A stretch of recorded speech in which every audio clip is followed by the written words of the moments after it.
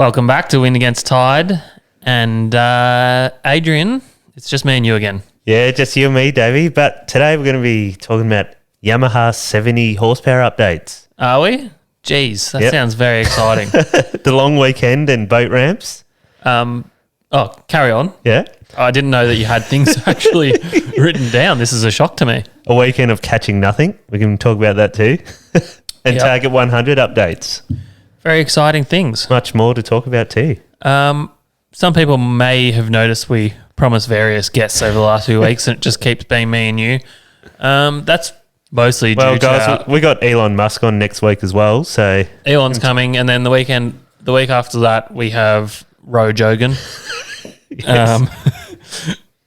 While we're promising people, we may as well go big. And Kelly Rowland as well. No, but we really did have real humans lined up. But we were lucky to even get a podcast in tonight. We very nearly missed our first week ever because we had a very small window. Yeah, holidays were overlapping. They were. Adrian just got back today. And then I'm going away tomorrow to Lake's Entrance. Oh, you'd be taking the boat for swords, wouldn't you? Definitely. No, there'll be no fishing. Oh, wow. The boat is staying at home. Just a little family trip, Adrian. Is that because it'll cost you $600 to fill up that boat? Yeah. I thought so. Look, all options there seem pretty ruined anyway. I'm tipping the bars reasonably large at the moment. Okay. Swords is too hard, too much fuel, too much money, and it's nearly a full moon, so the prawns will be hard to catch. Oh. So I'm just going to cut my losses and get some brownie points up. Well, let's see what happens. Because I'm sure you'll take a rod with you, no doubt. No. Not even a brim rod? No rods. Okay. Brim rod? Brim go nuts there at tyres there, Dave. You're right. Maybe I could slip top water stuff? Maybe I could slip a rod in. Oh, shit. Save it. Yeah, so we're squeezing a recording in. It's like late on a Wednesday night, so it was too hard to get anyone to come in. It's such short notice, but we will get someone in next week. Maybe I shouldn't promise that, should I? No, we got a lot of people lined up, so no doubt we'll have someone in next week. No doubt. Just like a lucky dip, we'll just pull it out of a hat. And there's 3 or 4 people that are that are waiting to be subbed into the game, ready and waiting, Adrian. But in the meantime, what you wanted to talk about your yam dog? Yeah. So the Yamaha 70, we've had quite a few arguments about this. Have we? Yeah, we have. Like, it's, will I get a builder's plate or not? Oh, you've got an update, have you? Well, I tried to get an update. We had a YouTube comment recommending to go to KPS Maritime. Contact them. They're based in Queensland, so I guess they just re-power boats, like re-rate the hulls. Yep. And so I contacted them, and we went into a lot of detail and stuff, and Dave was arguing with me. I'm just savouring my beer. I don't know, Adrian. I don't know if they were going to re-rate it to 70. We've heard a lot of 420s getting re-rated from 50 to 60. Never a 70. I said, it's the same weight. It'll be right. What, they said that? No, this is us arguing. Oh, okay. So I must have been asleep. Yeah. I must have been sleep arguing because I don't remember. Well, we speak about it quite a bit, like insurance and all that. Yeah. And, yeah, you were wrong, Dave. You were wrong. I'm getting my boat repowered. Are you? Well, it's already repowered, but it is legal now. Check this out, Dave. What does that say? Says Quinchex 420 Renegade max 70 horsepower. I've done it. Oh, they've already done it? It's fucking done. What? So literally they just send you that? Well, they're going to send me the aluminium plate in the mail. It's done. What did that cost? $420. That's really good. Yeah. So they just said it was straightforward, or? Well, the email just said, look, well, when I was on the phone to him, he goes, look, 99.9% of people I've dealt with a 420 Renegade have gone from 50 to 60. So I'm like the 0.1%. He's gone to 70. And he goes, we're happy to give you 70 without any conditions, only because it's a console boat. If it was a tiller, I would have said no. So they must become liable. They must take on liability when they issue those build plates or something. Yeah, so I didn't lose any passenger rating or anything, and it goes straight up to 70 horsepower. So now I've got the world's fastest 420 Renegade. It's really good. Yeah. Nearly as quick as my boat at cruising speed. 60k an hour. Is that cruising speed? Oh, yeah. No, that's really good. Geez, I didn't even know about that. You've sprung that on me. How exciting. Look, you were sitting there all bored like, oh, here we go, Yamaha update, and you didn't even listen to a word I said. You're like, what? When did we say that? I don't. You paint me as the villain in your Yamaha story all the time. I'm the one trying to hold you back. Like I'm the one that rated that hull so low. But I actually said you should follow that up, didn't I? Yeah, well, Giorgio from YouTube commented, and I looked at what he wrote, and I literally filled in the form this afternoon and paid for it, and I got a certificate straight away. So it's done. How good's that? And you know what's funny? I already insured it with the 70 on it, with all the serial numbers, and it said, is it different to the builder's plate? And I said, no. Well, I'm right now. Yeah, that's really good. I'm impressed that you've managed to get that through so quick. That's a good service. Yeah. And that is the Wind Against Tide community coming together. It is. And supporting a brother in need. So good work, team. So I highly recommend anyone who wants to be, a quicker 420 Renegade, get the 70 AM, because you can actually get them, legally done. I wonder if you could get that done before you pick the boat up and then just get it straight fitted up. That would have been good, wouldn't it? Surely you could. It would have been good if you had known that, wouldn't it? Well, you can order just the hull off Tailwater directly, right? But there's, waiting time to get things built, and then you got to book it in with like Mercury, Yamaha, or whoever you're going with. So that can take up to a year. You can't just buy it off the shelf like I did. Yeah. No, it's worked out well for you. So, yeah, great update. Good Yam update. Will that be the end of it? No. Has the Yamaha been noticed yet by spouses? No, not at all. Right. Good to know. Yeah. But no, it's not the end of it. I will tune it. Yeah, that's right. I will tune it, and it will go even quicker. You're going to tuner it. Yeah, that's it. Look, that won't be bad. I think it could use a little bit more go. Yeah. Nah, it's pretty good as it is, to be honest. But a little bit more power. Why not? I'll probably die because you'll go launching off waves. I was doing plenty of that solo on the weekend. I bet you were. It was so fun. No one to kill, so you probably just drove really fast. I know how that is as well. Yeah, I do the same thing. Fun. Yeah. Yeah. Speaking of the weekend and your fishing trips. Oh, shit. It was a weekend of misery. There was That's actually funny because I've got misery and failure written in my notes There you go. next to this weekend's fishing. There was a real big wind up for this one, wasn't there? There was. Like, I did a post on Instagram trying to get encouragement from the peeps, and You never pre-post. saying, yeah, I've done it, 14% in. And as I wrote that post, Mother Nature decided, oh, you know what? I'm going to push some cold green water over Western Port out of the heads there. And it had dropped like, at one stage I read like 14.1. So that's a drop of almost 5 degrees from what we had on Wednesday. Yeah, that's crazy. Yeah. I went out as well for Saturday Arvo, and I went out the other entrance to where you were and went down towards past Cape Shank, and actually did locate a few fish, but they were moving very quickly. Oh, you actually saw them? No, well, I marked them on sounder. my depth sounder, but they were moving very quickly. I deployed the duck. Oh, yes. We'll give them a duck update later, although there's unfortunately not a whole lot to update you on. Duck was deployed, and then the birds and stuff just sort of dispersed, and that was the end of that one. So top weekend of fishing all round. Mind you, there is a shitload of bait out there still. Yeah. Out at the eastern entrance. There's just muttons working these balls of pilchard and white bait just going nuts. Yeah. But there's no tuna on it. Yeah, funny that. Yeah. And they'll probably just turn up again in the next few days. Yeah. Well, there is whispers. Mm. Do I go to Murray, Dave? Well, it's hard to know whose word you can trust with fishing reports. Yeah. You've got to pretty much like formally grill people, have like a formal acquisition. Because if you just go by their word, you can be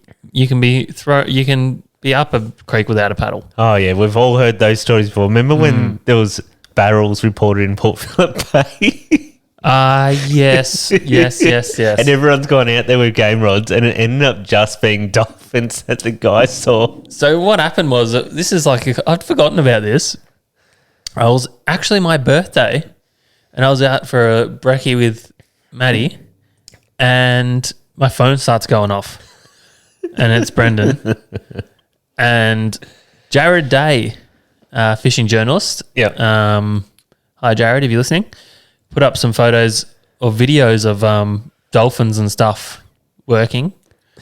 And the call of barrels was made.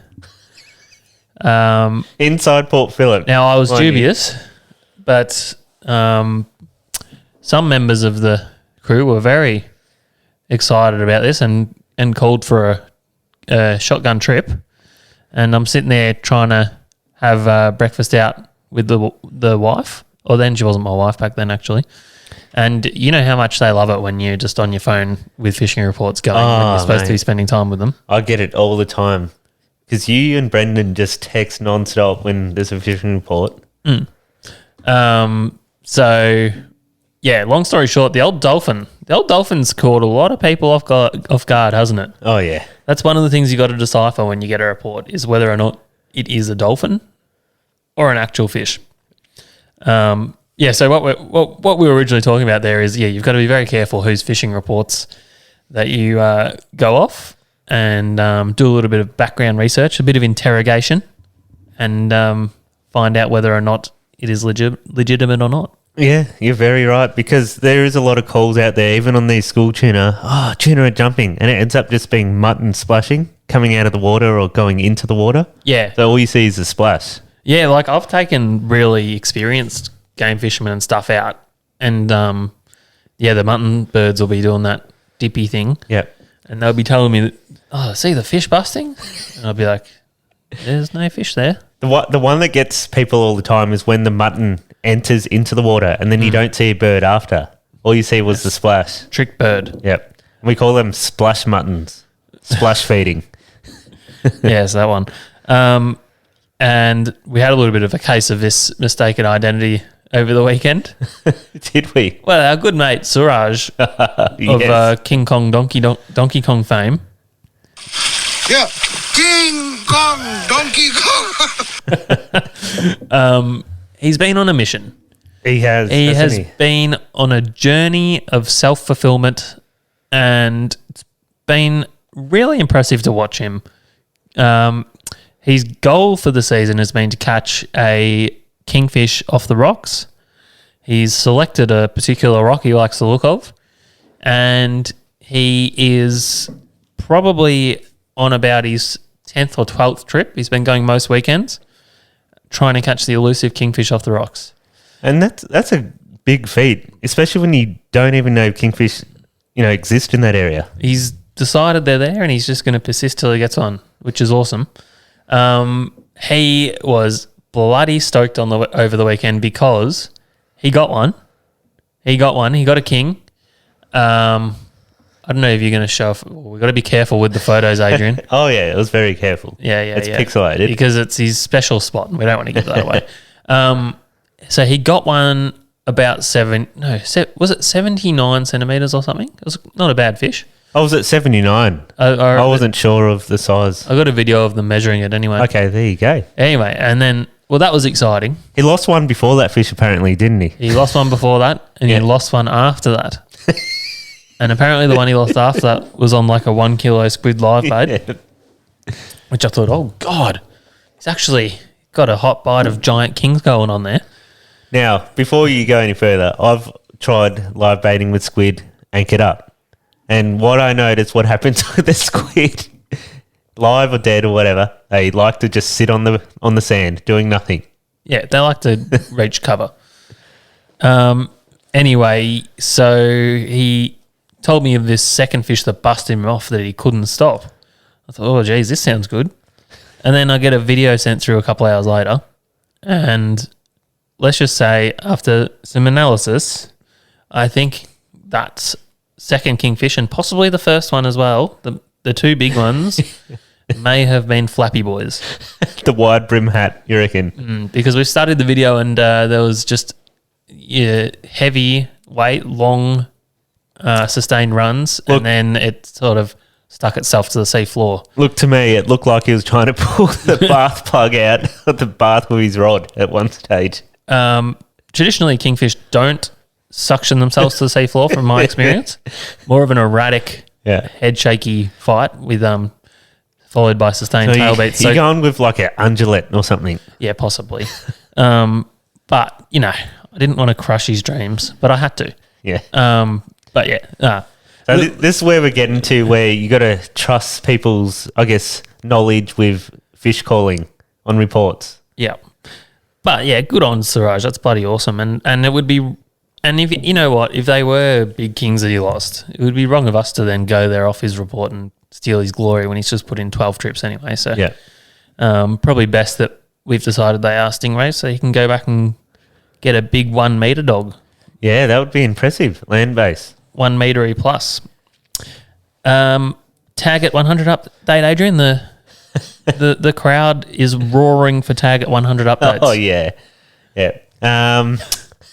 Yeah, I've done 4 donut trips in a row. You know what? Dave just spilled his beer everywhere. Oh gosh, on my gyms, on my Maui gyms. Yeah, tag it update. We're still on 14%. Dave didn't really help out on the weekend at all. He also got nothing. Well, I only had like a few hours spare in the afternoon, and as soon as I bloody launched, it got windy again. The rest of the weekend was calm, but I launched into the wind. Did you not read the report? It showed like it was going to be windy most afternoons that I saw. I didn't look. Okay. So, yeah, I didn't add to the tag score. Between us, there's been 5 donut sessions on the tuna in a row. It's not good, is it? No. 5? Hang on. I went on Thursday. Okay, but this is making me sound really bad. This is making me sound really bad. Only one of them is me. Don't drag me down with your shit average. Hey, look, if the water was still like it was on the last Wednesday when we caught fish, I would have caught at least a couple a day. Easy. Yeah, but you didn't. No, I can't help it. The water dropped 4 degrees. And I kept going. The only real going out, Dave. Yeah, I'm an you idiot. persisted. I suppose the only real tag update is that we've got more tags. Yeah, thanks guys for sending in more tags. I've just got 30 more in the mail. Yeah, so when we finally get that hot patch, I'll be able to tag a lot. So, well done, guys. So one funny thing did happen when I went fishing, though. Yeah. I became a passenger ferry. Oh. So this comes into the thing where I was saying long weekend and boat ramps. Yes. Well, we'll get to that in a little bit. But, yeah, where we launched Stony Point, there is a ferry that runs from there to French Island. Oh, yes. And give us a bit of a history of the demographics of French Island, would you? Oh, they're an odd breed. Think Tasmania, but sorry, Jonah, but worse. Yeah. Well, not worse. That sounds bad. Think certain parts of Tasmania and think mixed in with swamp people. Yes. So there's some interesting characters over there that obviously don't participate enough in society, and they've become a little bit odd. But this person was not a French Islander. This person was not a Frenchie. Yeah. And yeah, she'd missed the morning. Oh, okay. Yeah, she'd missed the morning ferry and then was just basically going from boat to boat at the boat ramp requesting a lift. And I thought, you know what? I'm going to make your day, buddy. How old was she? I don't know, probably about 30. I'd say our age. Yep. Was she a nice looker? Oh my God, I am 30. That's old. Nice looker? Sure. Just say. Um, You're not going to say it, are you? no, that's rude. Anyway, I'm sure she's not a wind against tide, is she? probably not. Okay. Anyway, yeah, we gave her a lift over to French Island, long story short, and thought it might give us some good karma. But it didn't. It did not. It just made us go out of our way for no reason. Okay. All right? You went out of your way for no reason. Yeah. Well, So apparently the same thing happened to Brendan over the weekend as well. yeah, well, that's the weird thing. This has never happened to us before that I know that I can recall. And yet it happened to me, then it happened to Brendan the next day. Theory is, have the ferry prices gone up? Oh, are you talking about because of the Maybe because global of the oil fuel. price? Wow. You could be onto something here, Dave. Well, it's pretty bad out there right now. I just drove past the servo. It was $2.30 for diesel. It's incredible. But having said that, apparently the oil prices have now dropped again after reaching a mega high. So there may be hope. Might go back down again. But you think it's only a one-way thing? Do you think it's just going to drop because they're saying it's peaked? It's peaked at this week. It's going to peak again next week. No. This is like 5 days ago. It was a very long-term graph I saw. Okay. It reached record highs and now it's gone back down. It's back down to like however much a it was. measly $2.18. Yeah. $1 a barrel. Does that sound right? I guess so. I don't know. You know what's funny? Because in 2020, when that virus thing started, petrol, no one was buying petrol. And at our local servo, it was going for like 60 cents a litre. Do you remember that? Yeah. I took photos of it. It was very cheap for a little bit there. Yeah, so, and now it's gone from 60 cents to $2.30. Well, all jokes aside, it is honestly, for me, it's basically, I won't be able to fish as much. There's no two ways about it. Well, good thing we got the 420 Renegade because that is very fuel efficient. Yes. And- You were using about 30 litres a day, weren't you? Only because I was launching off New Haven there. So I was saving an extra 20 litres in travelling, I guess, which isn't a lot when you think about it. No. Wow. It's $40. Oh, way now more it than is. that now. Yeah. Way more than that. So, because, from Stony to the eastern entrance, I was using about 11 to 12 litres. It's damn good. Yeah. Damn good economy. And then on the weekend, because I was launching at New Haven, I was only using like 1.8. So, Well, there you go. Yeah. Very, very impressive.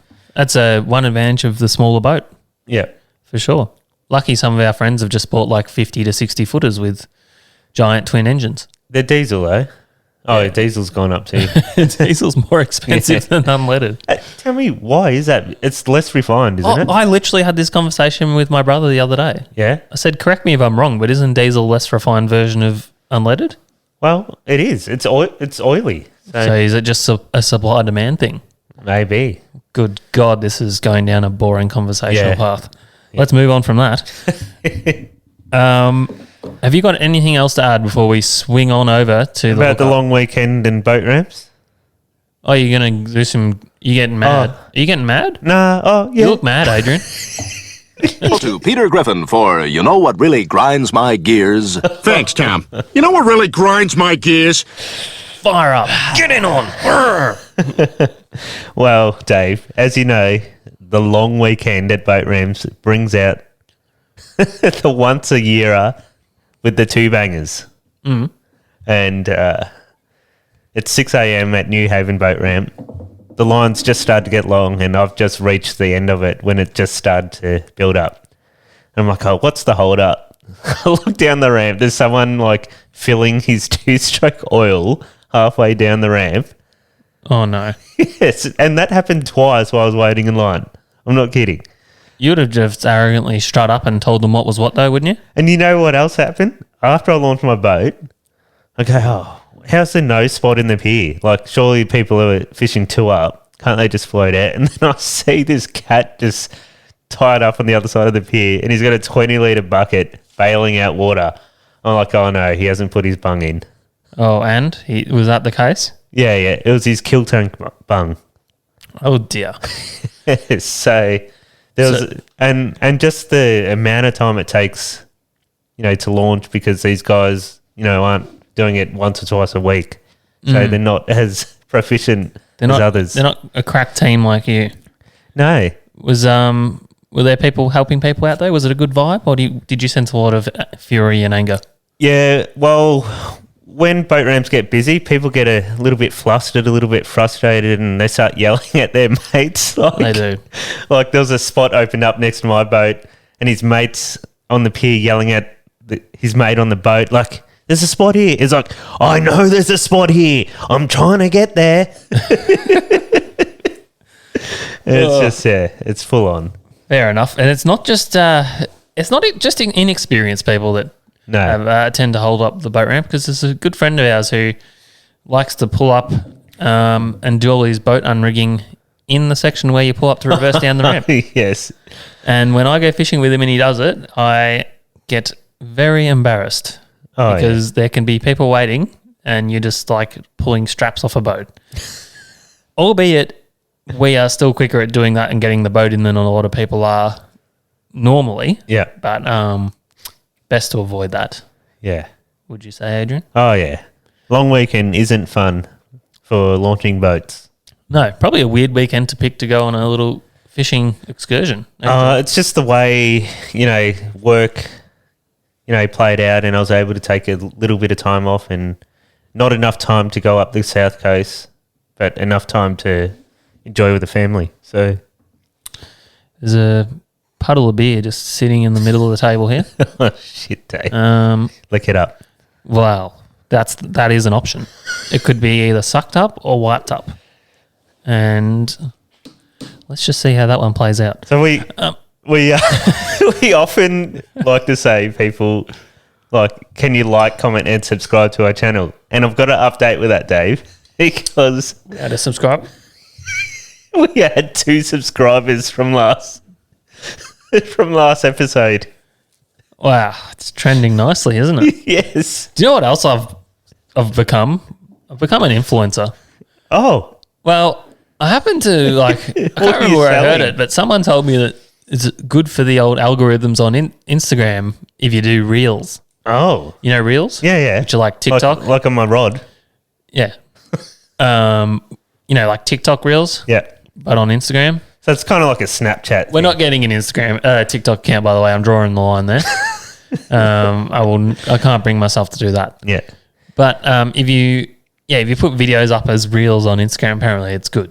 Gets the old algorithm going because we want the world to enjoy Wind Against Tide. So we were trying to get a little bit more traction and get it out there. As much as we enjoy the core group of listeners we have already, we would like to expand. So if people want to recommend to their friends, maybe shoot them a link and get them to jump on board the bandwagon. You know what? We've got so much fishing content that we can make like 1 million reels. I know. And they're high quality reels too. I know. So it's crazy. I even had the opportunity to make one this afternoon. Did you? Had to play around with it, but I know I'm missing something, like how to do some other shit on it. But yeah, it was real nice edit, but my video of my engine at idling's probably going to get more views. Yeah, probably. You just don't know how these things work, do you? Actually, no. I know how they work. If you get a chick with a nice rear end, it's the old views go skyrocket. So you're going to have to get your butt out, I think, Adrian. Yeah. How did I get on that? Oh, yeah. We were talking about like, comment, and subscribe. We had 2 subscribers last week on YouTube. Yeah, so that's great. So thanks for those guys that actually did it.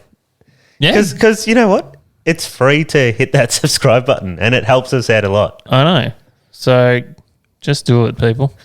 Please, for the love of God. Should we investigate the reports from around Australia? Welcome to the hookup. Yes, it's that time for the hookup where we travel around the world. We globetrot. We're globetrotting this week, and when I say world, I mean our tiny part of Australia, mostly. possibly Well, venture that up is the the coast world, of New South basically. Wales a little bit. Maybe nip over to Tasmania. Oh, wow. There we go. Going overseas to Tassie. That's right. They probably aren't going to listen to the podcast after I threw some shade at them earlier. But Comparing them with Frenchies. I said they're not as bad as Frenchies. There's probably one listener on French Island that's just unsubscribed. So I'm sure he's agreeing with us. look, I don't know if they'd have computers, to be honest. Kylie Minogue lived there, you know? That's the one thing everyone throws out about French Island. Yeah, so there's been a couple of fishing competitions on over the weekend. Yes. It was actually my game club that I'm involved in. They ran the competition in Bermagui. You're a bit of a silent member, aren't you? I am. I've been a silent member for a long time. I think I've fished a few marlin comps in it with one of the what is he? He's one of the He's vice presidents. He's King Kong Donkey Kong. Rodney. Yes. King Rodney. Lord of Tralgan. Yeah, he's the vice president, and you know what? If he invites me on his 50 Marantee, mate, I'll hop on. Oh, gosh, no. I wouldn't know what to do with myself. So many places to lie down and... Yeah, so it just looks be- quite comfortable. I'm sure I'd be in the kitchen cooking a turducken. You could get Joe along. Imagine Joe burgers. Oh, friggin' hell, Joe in that galley. Oh, Yeah. he'd just be in his element. Do you want to give us some results from that competition? Have you got them there? I didn't have time to find the results. You but dick. I told you to get them up. hey, Don't worry, I'll get them. all I saw was 6 striped marlin tagged and 3 dollies. Is that what you saw? Yeah. So is that the official results? Well, we weren't sure about this, so Rodney Rodney, if you're listening, set us straight. But we think that this is just the results for the Latrobe Valley Club. Adrian thinks it's the whole competition. I'm not sure. So the report was we had 6 striped marlin and 5 dolphin fish tagged. Congrats to Casey Harris with 2 marlin tagged. Desmond Jones with his first marlin. Sam Cunningham with a large stripe. Oh, that's Arthur's son. He's the president. Good stuff. Miles Georgeson and Nicholas Gillen rounding out our tag marlin. I reckon that's So just that club. Nick Gillum has won the small fry in that tournament. I think, correct me if I'm wrong here, but I think 3 years in a row. It might be 5. I can't correct you because I'm not aware. But yeah, well done to Nicholas Gillum on winning small fry with Yeah. 1 dolly and 1 striped marlin. Also 4 dolphin fish tagged by one fellow, Yep. and 1 by Nicholas. That does seem like the results for the whole thing, though. Well, the thing is, no, I don't think it is. Okay. You know why? Because Richie on Dreamcatcher was in that competition. Yeah, and so they haven't listed KFC his hired him, results. I'm pretty sure. No, I don't think so. Oh, I I thought he did. Okay. So I think that's just that club. But despite that, there was a lot of boats that weren't entered in the competition that were getting some really nice marlin catches over the weekend. Some of them up to 8 fish in a day, I believe. So Yeah. it went pretty good up there. I saw Dimmer from Sharkman. He got a few. I think he got like 6 or something. Yeah, you got 2 or 3 a day, I think I saw. Yeah. Something like that. Good fishing. Really good. Quite a lot on lures as well. Yeah. Which is not really the norm up that way. Most people It is are- fun though, lure fishing. It is good. It's just sad when they fall off. Yeah. Devastatingly sad. Have you landed one on lure, Dave? Yeah. Yeah. I think I have actually landed most of the ones I've hooked on lures, Oh, there you go. which is unusual. I've landed 2 on lures and probably lost about 5 or 6 on lures. RIP lures. When I say that, I'm not counting when we first started marlin fishing. Yeah. We lost a lot on lures, Ah. but we didn't know what we were doing. You know what? I've lost more to chafing than pulling the hooks. Yeah, right. So I've done that too. yeah. Yes. You try and drop the leader down to get the bite, and then they just nip Yeah. you off. Yep. So good marlin bite there, but then someone just messaged us before saying the water's really poo brown there. I think it was not super clean during the comp, and there was still quite a lot of fish hanging about. Sometimes this dirty water line can produce good fishing because the fish round the bait up on the dirty water line and have a bit of a feeding frenzy. Yeah, or you'd be surprised. I've been there when the water's been super green inshore, and as soon as you go over the shelf, it's just like cobalt. It's amazing. Yeah, so It could have been like that. be interesting to see what happens there with the full moon coming up. Usually slows the bite a little bit. So maybe off the back of that, we might see some good fishing. Yeah, and I'm hoping that brings my target 100 scores up after this full moon. Yeah. Lucky we got all those new tags. Yeah. Hey, we have had some good sessions in June and May, and Actually, if I may revert back to some tag at 100 talk, Yeah. I came up with a little bit of a I got a little bit of a get out clause for you. Should you accept? I think if you can't reach 100 tag bluefin, you must tag 2 what we call barrel bluefin over 100 kilo, yeah. and then I will consider your debt met. Okay, so You can take that right now, what are and we you don't now? have to tag 100. We're at the end of middle of March. I reckon I've still got 2.5 more months to get that 100. Of local fish, Yeah. if you're lucky. Sometimes they slow down about now. Last year they went to June though, end of June. They did. So, and we I had think the some year before good- that we got locked down. Yeah. No, last year we did too. Yeah. And then we came out of lockdown, they were still there. So anyway, or you I don't, just kept fishing. will I didn't you? care. Oh, that's right. That was in lockdown. We were catching them, Yeah, in my tinny. and people were abusing us. Yeah. Stuff you. Yeah. So you're gonna take my offer? 2 Look- over 100 kilo as opposed to 100. Let's be honest. We're probably going to use my tinny for barrel fishing anyway, Yeah. because we're going to be spending $50 in fuel instead of $300 in fuel. Also, it's funnier. Yeah. Come in with a giant tuna in a tiny boat. Hang on. To be consistent, Oh yeah, we're tagged. you probably have to tag him. We'll fly a tag flag. Yeah. Okay. Are you taking my offer?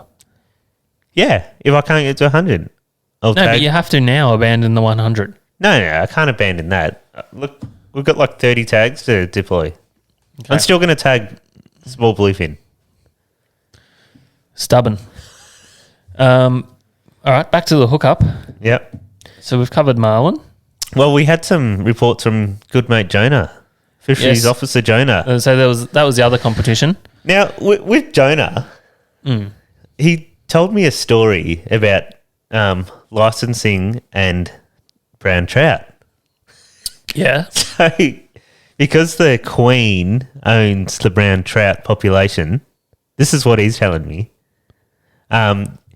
To have brown trout in your own dam, in your own backyard, you still have to have a fishing license because it's Really? a Commonwealth fish. Over there in Tassie, you only have to have a fishing license for inshore. For only inshore. Yeah. Okay. But if you stock it with, just say, for instance, rainbow trout, no license needed in your own backyard. And not only that, Dave. Why doesn't the Queen own brownies? No, she owns the brand. Rainbows. I don't know.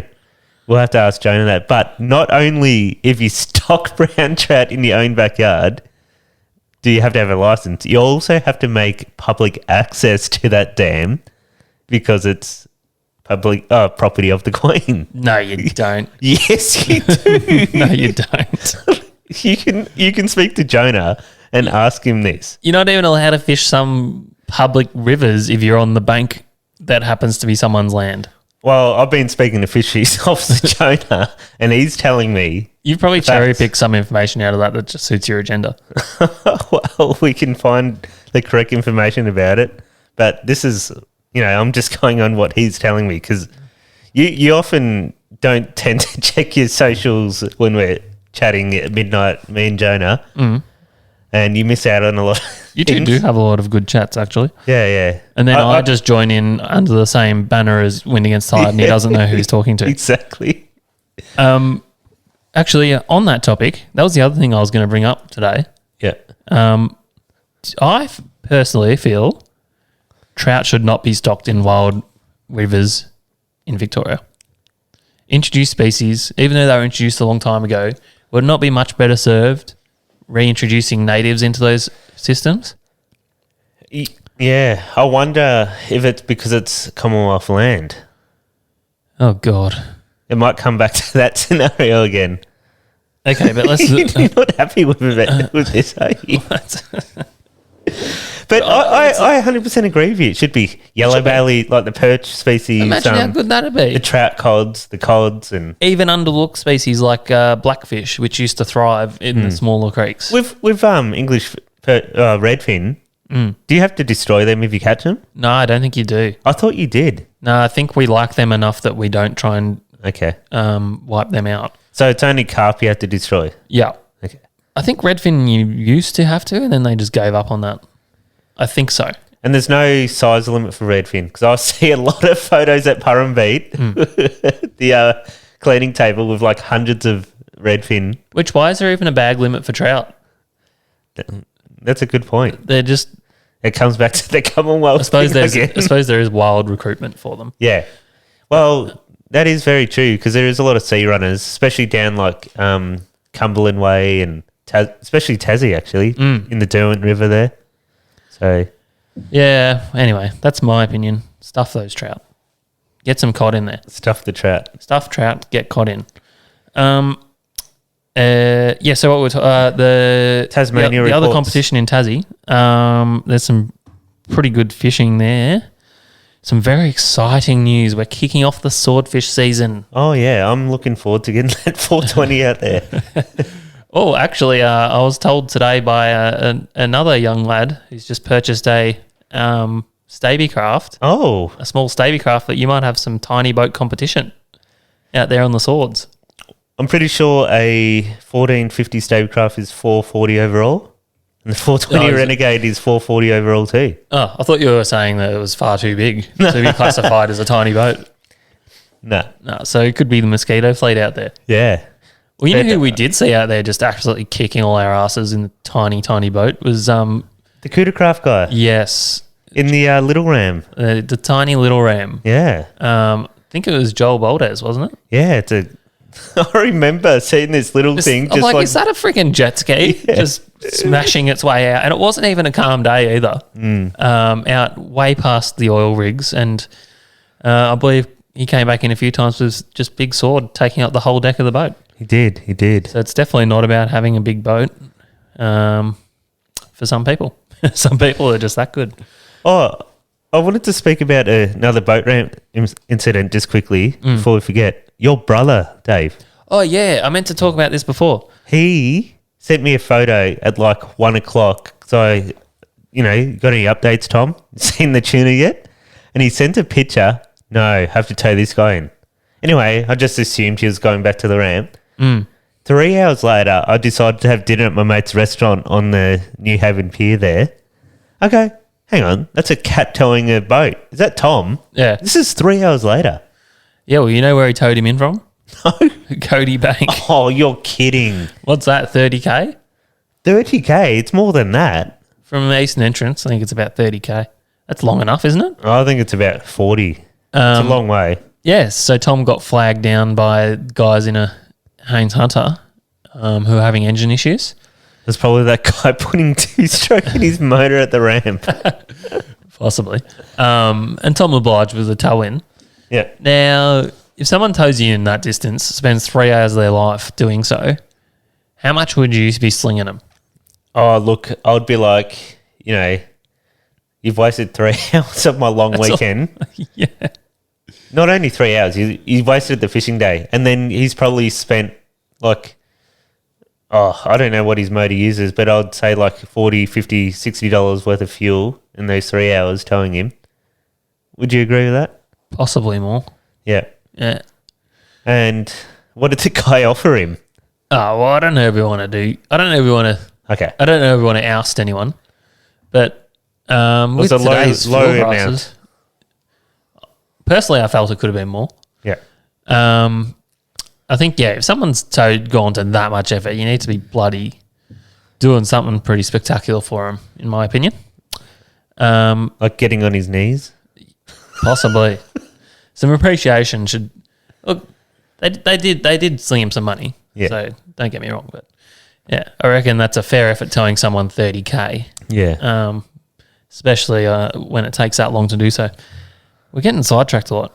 Tassie, No, I just needed to talk about it. Yeah, because- yeah. actually, that could be a new segment. Hero of the week. My own brother, the inaugural winner. Yay. I'm doing that. That is a bloody segment. Tom, hero of the week. Tom. Well done, There Thomas. you go. I've written it down. It's a thing. Is it Thomas or just Tom? Thomas when he's in trouble. Okay. The hookup. So we're down at Tassie. There's a competition on. Swordfish season has arrived, Yes. and some bloody big ones were caught. I think we reported a swordfish caught last week. Yeah, there was one. Yep. So I think this comp was out of St Helens. Okay. I could be wrong. I was trying to find it before and I couldn't find it.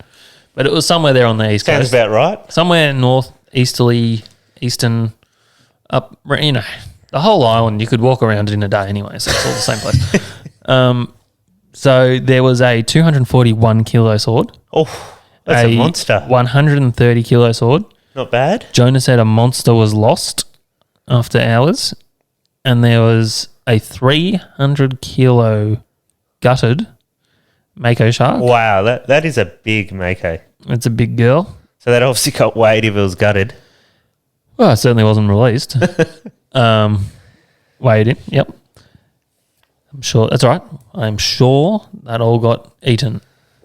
It's a lot of fish. So, yeah, quite exciting results there. I reckon there's for sure going to be swords around off lakes already. It's just a matter of when we... Well, they're down at St. Helens. No doubt a lot of them got caught in that little... that eddy. Yep. Down It's off Bass Canyons there. Just going to be a matter of time as to when some boats can get out there and get on them. And Jonah also says albacore and small southern bluefin at Eagle Hawk Neck. Oh, wow. So they've come all the way from Western Port and moved to Eagle Hawk Neck. That's why I didn't catch on the weekend. That's right. They're about 16 kilo, he said. Oh, shit. They're definitely the fish. And as we speak, Jonah is steaming towards the southern part of Tasmania and he's going out to Matsyker Island with one thing on his mind, and that is giant bluefin. The jumbies. He says he's actually offered to tag fish on your behalf, Adrian. Yes. So I said you need to put a picture of me on your phone and tape me to your reel, and then it counts as me tagging that fish. Yeah, that... And he goes, it's coming home with me. He I haven't goes- eaten bluefin in months. No, he said, I'll be tagging the mid-size ones, but if I do come across Dr. Jumby, which is his affectionate name for Jumbo, 100 kilo bluefin, he'll be coming home. He'll Which be is fair slicing and enough. dicing. They are delicious at that size. But the big ones are very nice eating, but a lot of meat. Can you imagine the price of bluefin tuna now at the Japanese markets with all these, prices going up? Oh, yeah. There'd be some records. Yeah, more than likely. Actually, I've just ignored the local fishing there. Look, we bang on about it every week, and sometimes it's in jest off the back of not many actual reports, Yeah. but the Port Phillip snapper, genuinely, there's some good fishing happening there. I saw Reedy's been out the last couple of days. And he got some really nice ones. Yeah.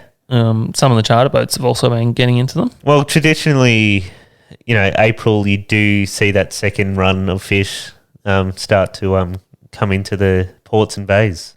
So they're right on it. We could probably duck out there and have a break from tuna tag. Yeah, if we could get the plastics out again. Oh, I think we did one session this year. We said, we'll do it all the time. And we yeah, I did know. one We session. bought probably $100 worth of soft plastics, and More never. than that. I bought a rod for jigging, and Yeah. then we never went again. Well, we had success on that trip, and that was enough. Next year, I genuinely want to do mostly that, though. Yeah, it's fun. It is fun. Yeah. And our mate Ace Jace, another one of the ones that's supposed to be a guest at some stage. Yep. With Got on some- Michelle's Salt Living. Big gummy dogs, which is not like him. There must have been no kings anywhere. He went gummy shark fishing. Yeah, all that water could have been green and cold. So I've noticed a lot of gummies because the tuna got kind of hard to catch, so people decided to revert back to gummy shark fishing. Yeah. And there's been plenty of largies caught, as there always is. That about wraps up the hookup for this week, Adrian. Well, good hookup, Dave. We got there in the end. We went off on some tangents, covered some ground. I did get some questions. Is it question time? Well, I think so. Okay, so we've got questions, and I've got one in my head that I remember now. Oh, So- gosh. I got asked, how do you go about catching and looking and searching and hunting these local bluefin? What's your method? Because a lot of guys will go out there and just, go, I'm in 40 metres water and troll for 9 hours straight. What do you do different, Dave? How do you consistently catch? Have we not talked about this before? No, I don't think so. Oh, well, for both small and big bluefin, I virtually just drive around the ocean like a hooligan. So it's a visual thing you're looking for. Yep. Cover all likely looking areas. Just basically I'm searching a grid, covering the most likely areas first until I get more and more desperate. And then eventually I give up and go home. So in my mind, there's no point in me stopping and trolling on nothing and then it taking me 2 hours of trolling to reach the destination where the fish are. Yeah. So I may as well stay at speed and go straight to that area, already noting that there wasn't anything in the first zone, and get on that action as early as possible. Yeah. So, yeah, I like to drive around on the plane looking for life, but basically what I do is I find the best looking life I can possibly find in the area, and then that's where I concentrate my efforts for the rest of the day. And if you don't mark any fish, do you move on? Not always. Okay. For these small local school tuna, yes. Yeah. For big tuna, no, because they're not in such huge numbers. There can be one or two fish in an area, and it's just a matter of working it really hard and hopefully drawing a bite out of that fish. So, I stay mobile until I find the life I'm after, and then I'll always come back to the best life I've found. And sometimes it's not amazing, but it's the best thing in the area that I think is going to draw any fish to it. That's how I do it, Adrian. Well, because I was down Phillip Island way over the weekend and I spoke to a lot of locals and they've come up with a method that is, quite unique, which probably isn't as unique anymore. It's becoming common. But before they even launch a boat, they go down to the cliffs with their drones and they put them up like 200 to 300 metres high and they just scan the area and go, there's salmon here, there's tuna here. Then they'll launch the boat and go to those areas. Yeah, that's so they're smart. saving a lot of time and it's becoming quite common down that San Remo, Phillip Island area. I spoke to 2 blokes who do this. Yeah, right. Because that can be the issue with what I was just speaking about. Yeah. Sometimes these fish, you can be 50 metres from them and you can't see them, or you can actually go over them and you can't see them. It's only once you've sort of investigated an area thoroughly that they pop up. Yeah. So it can have its downfalls, but 100%. Droning, that's a good idea. Yeah, and it saves you a lot of time on the water because you can just go, oh, look, I spotted them in 20 metres of water off the windmills or whatever. And you just go straight there and go, there they are. Bingo. I wish the amount I'd spilled out of that beer bottle was still in it. Yes. I wish we bought the 6-pack on the table. So I finished mine like 45 minutes ago. Oh, dear. How long is that? How long we've been going for? 54. All right. Well, do we want to get into a couple of the questions on Insta then? Yeah. I'll bring it up. Actually, there was a couple on YouTube as well. One was who's the better fisherman out of me and you? Okay. Quite easy. I think it's me, isn't it? Yeah. No. No, but we did speak about this before, and it's kind of. I don't think that you can measure it that way. Yeah. There's people that are kind of fishy and have good nous and hunt fish out, and I think we both have that ability. So I'd just say dead heat with me a nose in front. Okay, there you go. I've got the Instagram page up here, Dave. Yeah. So we got a couple of bots right in. Oh, I love bots. Billy Papa Fishing. Do you miss the gunshot, Dave? Um, Well, it's still in the family. Yeah, I can still go jump on it and maybe touch it. Not really. You missed the gun shop, but not the Suzuki. No, it was a good engine. Yeah, when you had it. Well, we'll see what comes of Jonah's engine issues because I believe they're self-inflicted. Yes, we've heard the story. Well, that's still under investigation, but let's see. No, not really. Was a really, really good boat, but just the boat I'm in now is slightly suits me better. A little bit bigger. Probably fishes more people more comfortably, better at rest. And the ultimate measure for me is I'd rather be in the boat I'm in now, bigger boat, in horribly rough conditions, than I'm more comfortable to go out in rougher seas in this boat than I was in the other one. Yeah. Not that the other one wasn't super capable, but I just feel we were smashing along in mine the other day. I was just like, it's just a Sherman tank. I believe we went through the eastern entrance on an ebb tide, and Reece just looks at me and goes, "My boat would have broken up." It was just messy, and we just set it cruising at 30k an hour, and she just absolutely obliterated those waves. So no, I do miss some of the hooning in that boat. Yeah, just the sheer performance of it. But no, happy. What was the top speed on that boat? I can't remember. Oh, it was only 75. Yeah, which is big for a 17-foot boat. Yeah, no, it was quick enough. Yeah. But, well, this one's now doing 85. Yeah.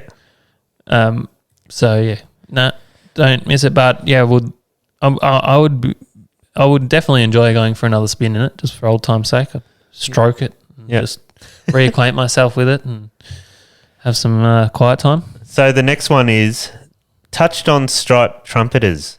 Just as viable off Vic Coast as Tassie? Where would you start looking? We spoke about this. I think we said Portland has a few. Yeah, definitely good fishery down at Portland and throughout the southwest. I think lakes could be a really good fishery. Yeah. Lakes through to Malakuta. Yeah. Well, you get the half hooker in like the 300 metre lines and stuff. Yeah, so I think just with a bit more exploration, like I said a few weeks ago, I think we're all just going past that area to go out for the deep stuff like swordfish, and not that much effort's been put in. But I don't know if it's better than Tassie, because Tassie's pretty damn good, especially in some of the unfished areas. But I think there could be areas that are up there, and I think maybe that lakes area, Bass Canyon. Well, I don't see why you wouldn't, because you get them off the south coast. So well, and I know some of the really good Tassie trumpeter, Sassy trumpeter fishing off the northeastern coast of Tassie, so that's nearly converging with the same water, basically. Yeah. So yeah, I reckon that area could be really interesting if some time was put in there for the old Trump dogs. Yeah. Next question from Ryan. Do you guys get any mutton birds as bycatch targeting tuna? And if so, what's the best way to cook them? Maybe Joey can give us some tips. Well, Joey's not here today. We probably should have invited him. It's been a couple of weeks. I did invite him when I was already driving here and it was too late, but I think Married at First Sight was on. Oh, that's right. We're trying to get him on that show, by the way. He bloody froths on it. Yeah. He loves watching that show. He's getting some tips how to get on the show and the right way about it, and he'll eventually apply. Yes, watch that space. Yeah, we catch, we do, unfortunately, have a few mutton birds come along and say hello. Oh, I lost my glorious King Brown to one the other day. Got tangled in the braid and just pecked at the braid. And oh, no. Yeah. They're hard to come by too. There's a one that caught shortage like of that 20 colour. fish this year, and I was like, damn it, I was going to retire it too and hang it up. No, you weren't. No.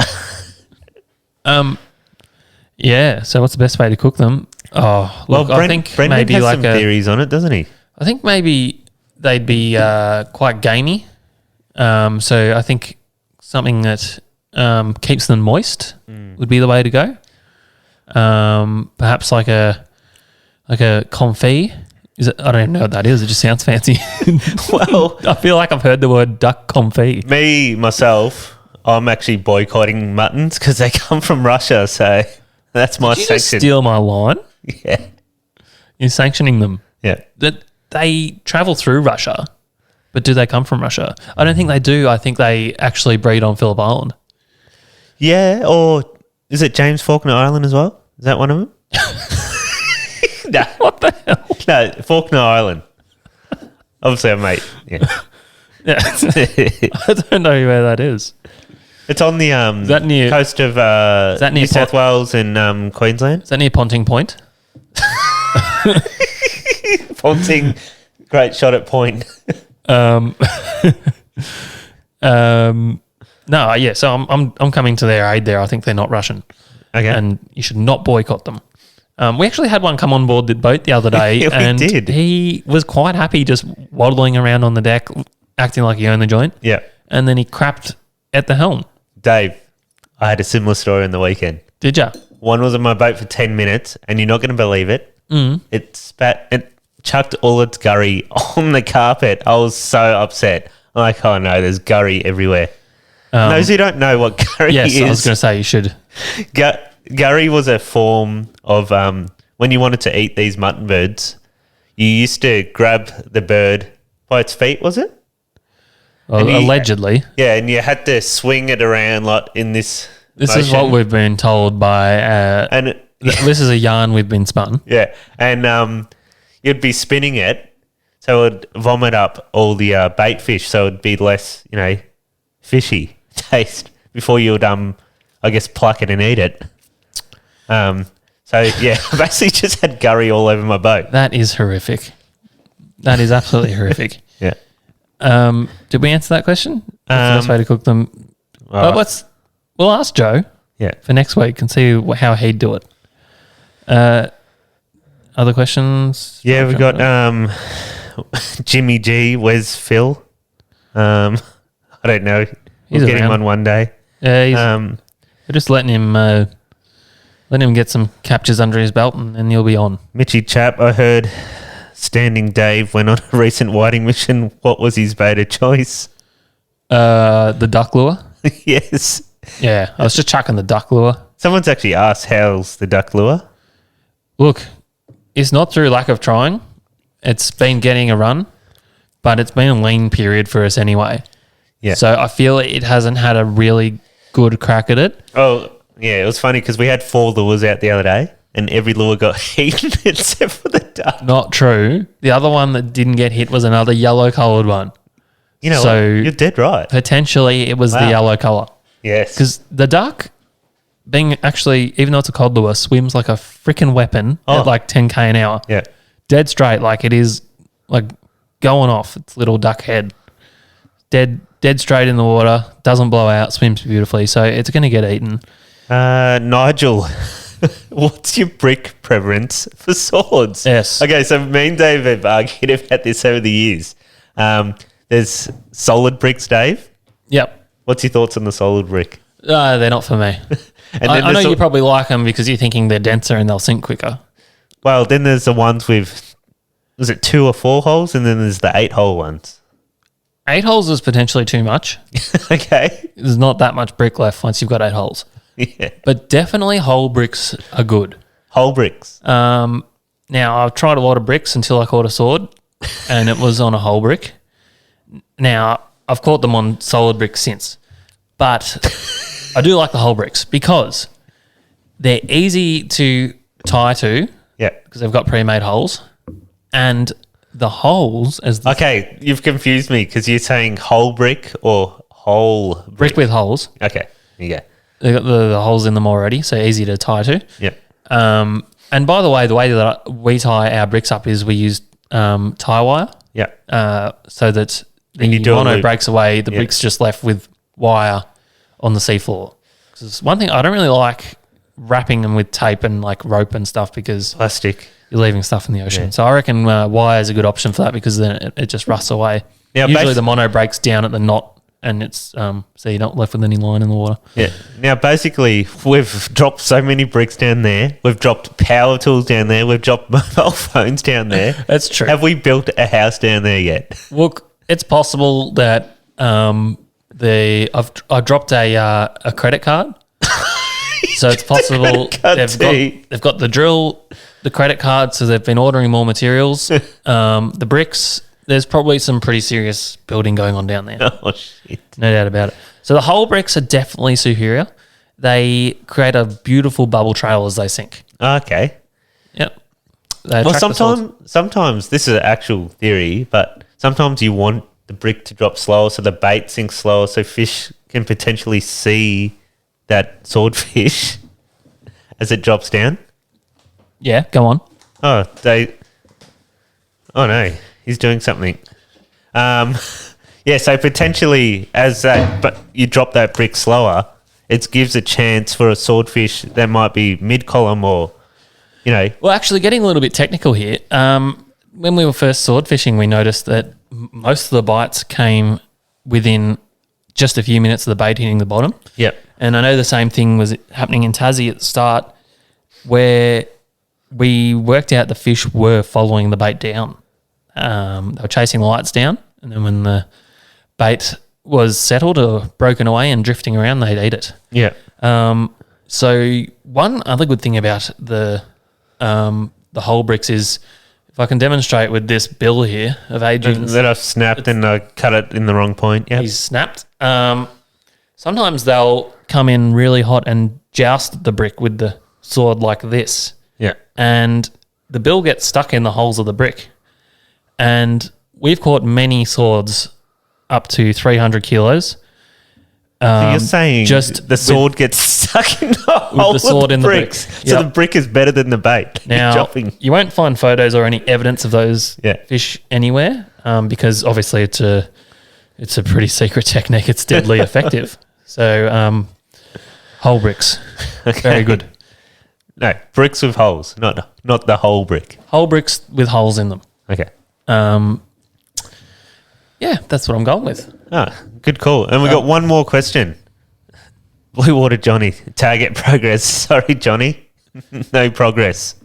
Yeah, I hit a brick wall. Speaking of bricks, yeah, there's been no targeting going on, but we will be back with a vengeance. I'm actually thinking about going out tomorrow. Look, I think you will. Let's be honest. Yeah, so is that all the questions? Yeah, unless we got more on YouTube there, Dave. No, I think it was just the one. Oh, there was another message on Instagram. Yeah. The YouTube was just the one about how I'm better at fishing than you are. So there was a question here as I frantically find it. The Halco lures have two tie-on points, the body and on the body and the bib. Which point do you guys tie onto and why? So he's talking about the crazy deep where it's got a toe point on the bib. Yeah, what difference does it make when trolling them being tied off the different points of the lure? So the reason it's like that, in my opinion, is because they've used the same lure blank, and most of the shallower diving ones you do tie off to the tip of the nose. But for the crazy deeps, the tie off point is on the bib. So yeah, you should be tying off to the one on the bib because that allows the lure to get maximum depth. Yeah, 100%. And I've been running the crazy deep on a couple of lures and been getting fish on them, so they do work well. Yep, just not recently. Wow. That's not because the fishing was very high across the whole board on the weekend. Barwon Head still went all right for a one little day bit, it did. and then that even tapered off. So be interesting to see whether it comes back with a vengeance or whether it peters out from here on in. They'll be back. I'm already sort of getting keen for other things. So yeah, same. It's a bit of a worry I've as kind well. of committed to target 100 You'll still be catching small tuna and I'll be off doing all other fun stuff. I reckon that's about all. That's all the questions, and I reckon that's about all we've got. Oh, nice episode there, Dave. Thanks, Quite enjoyed Adrian. it. I thought it was pretty good myself. Good on us. Yeah. That's what I say. Oh, very good. Thanks for listening, everyone. What's up, you bloody legends? Thanks for listening to Win Against Tide again. That's it for another episode. please like and subscribe to our YouTube channel. You'd be doing us a massive favour. Thanks, guys.